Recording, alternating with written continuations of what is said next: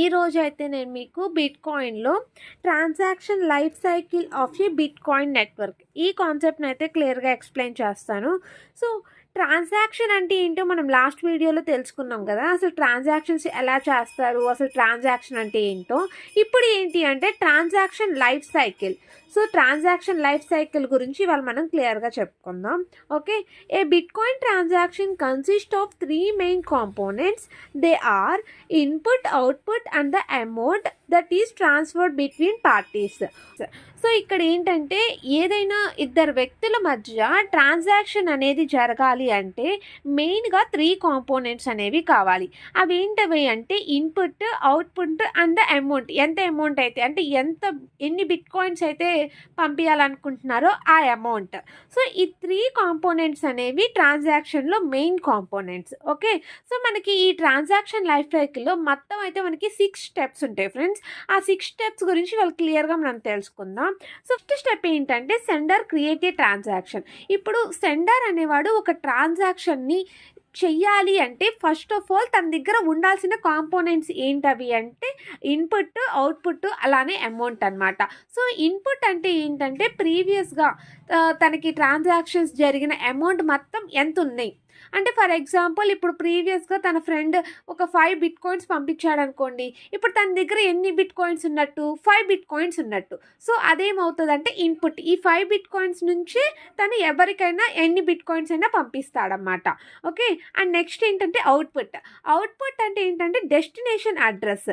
ఎవరికి పంపించాలి ఎన్ని బిట్ కాయిన్స్ అనేది ఆ అడ్రస్ అలానే ఎంత పంపించాలి అని చెప్పి తెలుసుకోవాలన్నమాట. ఓకే.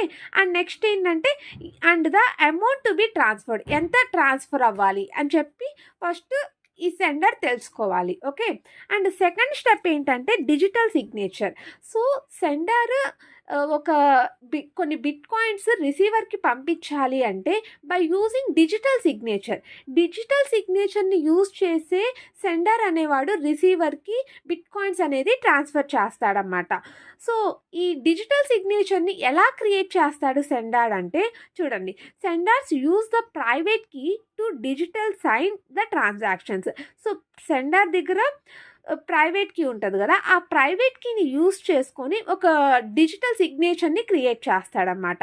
ఈ సిగ్నేచర్ ద్వారా తను ఎంత అయితే అమౌంట్ పంపిస్తున్నాడో అంత అమౌంట్ని రిసీవర్కి పంపిస్తాడు. ఓకే. అప్పుడు రిసీవర్ ఏం చెప్తాడు అంటే ఆ డిజిటల్ సిగ్నేచర్ని బేస్ చేసుకొని తను కరెక్ట్ సెండారా కాదా అనేది ఐడెంటిఫై చేసుకుంటాడు. ఓకే. అండ్ థర్డ్ స్టెప్ ఏంటది అంటే broadcasting to the network. Broadcasting అంటే ఏంటి? బ్రాడ్కాస్ట్ అంటే nothing but A share to all అనమాట.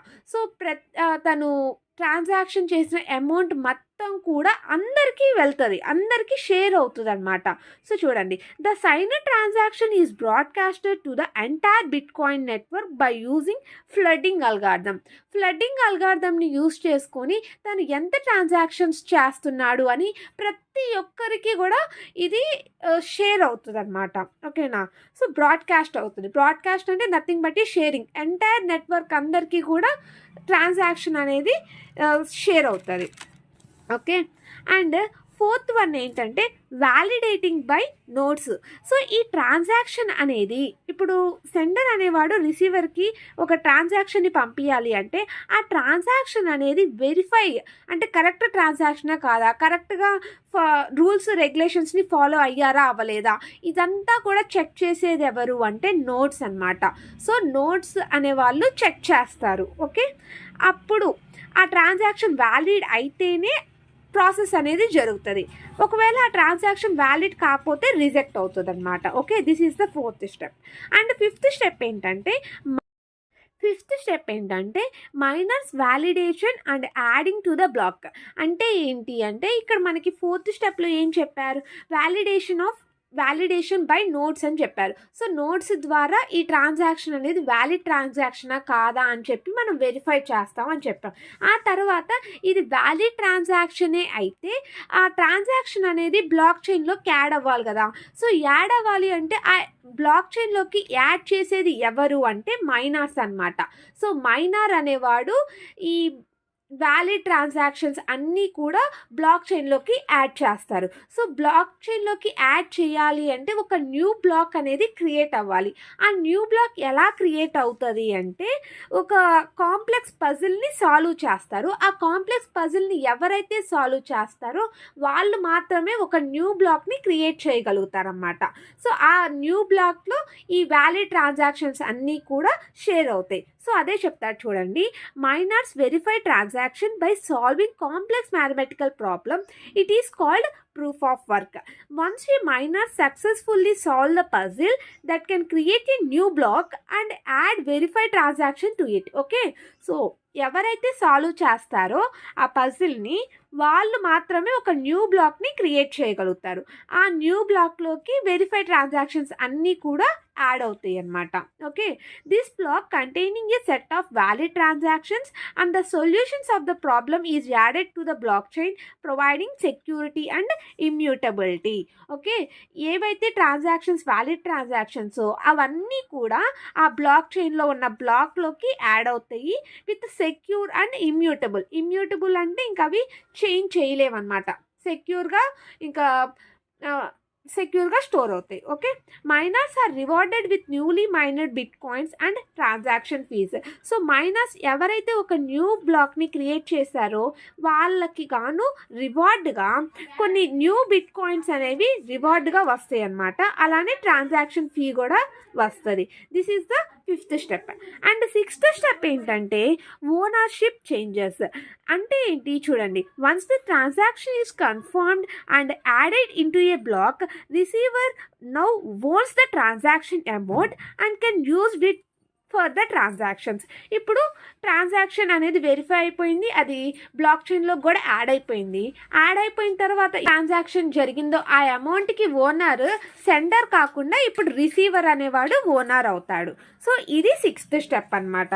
ఓకే, సో ఇవేంటివంటే ట్రాన్సాక్షన్ లైఫ్ సైకిల్. సో ఇంకా మీకు క్లియర్గా అర్థం అవ్వడానికి నేను ఒక చిన్న డయాగ్రామ్ చేసి చూపిస్తాను. సో చూడండి, the following image summarise the transaction life cycle on a bit coin. So ఇదంతా కూడా సమ్మరైజ్. మొత్తం మనకి 6 స్టెప్స్ అని చెప్పాం కదా.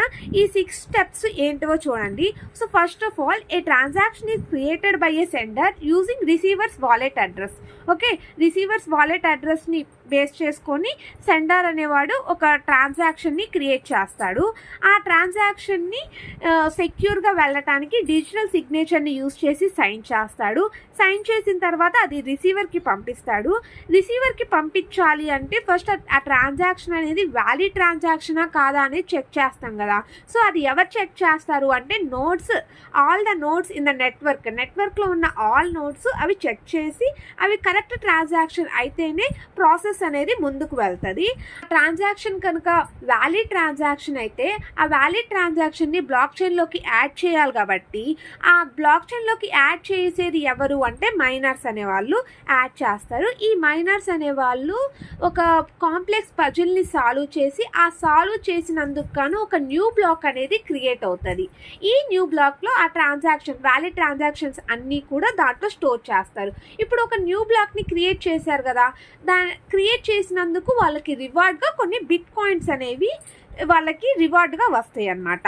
సో ఇలా ఒక ట్రాన్సాక్షన్ అనేది బ్లాక్ చైన్లోకి యాడ్ అవుతుంది. This is all about transaction life cycle.